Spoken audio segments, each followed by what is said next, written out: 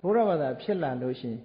ဟောဒီအယောင်းဝယ်၅မျိုးတော့မလုပ်သင့်ဘူးမလုပ်ရဘူးလို့ဒီလိုဟောထားတာရှိနော်ဒါတွေကတချို့ကသိပြီးတော့မသိကြဘူးပေါ့၅ခု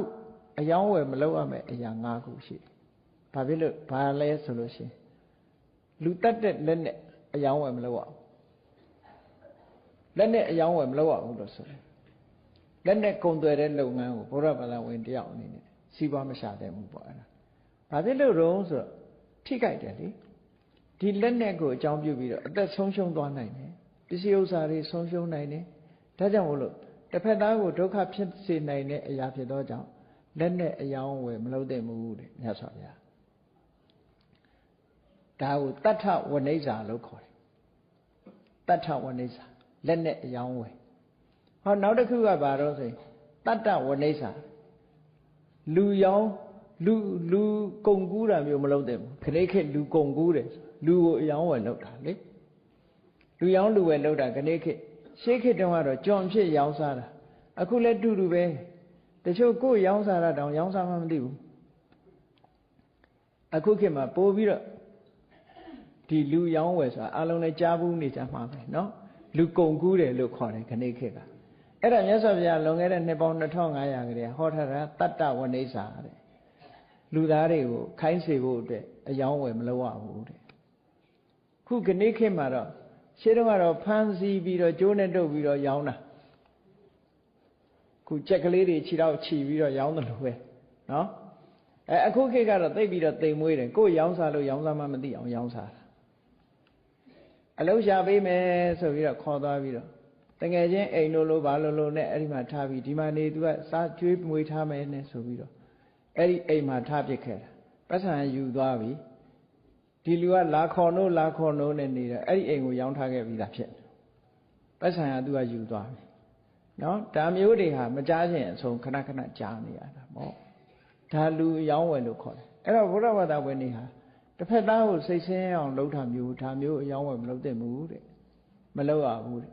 နောက်တစ်ခုကဘာလို့ဆိုဝိတဝနိဇ္ဇာအစိတ်တွေအယောင်းဝယ်မလုပ်ရဘူးအစိတ်နဲ့ပတ်သက်တာတွေအယောင်းဝယ်မလုပ်ရဘူးနောက်တစ်ခုကမန္တဝနိဇ္ဇာအကောင်ပလောင်တွေကိုတတ်ဖြတ်တဲ့အယောင်းဝယ်မျိုးမလုပ်ရဘူးနော်အဲ့ဒါလည်းပဲမလုပ်တဲ့ဟာတစ်ခုပဲနောက်တစ်ခုကဘာလို့ဆိုမစ္ဆဝနိဇ္ဇာမူရစေဝမူရစေဝဆိုတာဟာကြည့်လေဘုရားကသာတားမြစ်တာမဟုတ်ဘူးခဏခေတ်မှာဆိုလို့ရှိရင်စင်ကာပူနိုင်ငံသွားဘူးတဲ့လူတွေသိကြလိုက်မယ်စင်ကာပူဗီဇာလျှောက်တဲ့အခါမှာဘာစလုံးကိုရိုက်ထည့်လိုက်တယ်လဲလို့ဆိုလို့ရှိရင်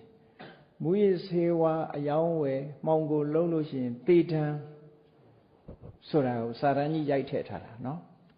တေထံပေးနိုင်တယ်ဆို capital punishment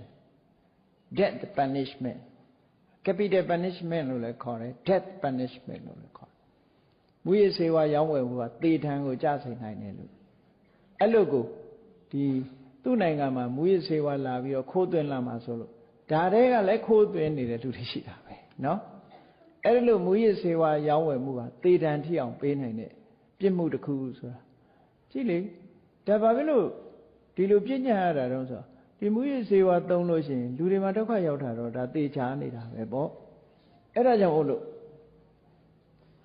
မြတ်စွာဘုရားကလည်းဘုရားဘာသာဝင်တွေရောင်းဝယ်မလုပ်ရဘူးဆိုရင်ဒီ၅မျိုးနော်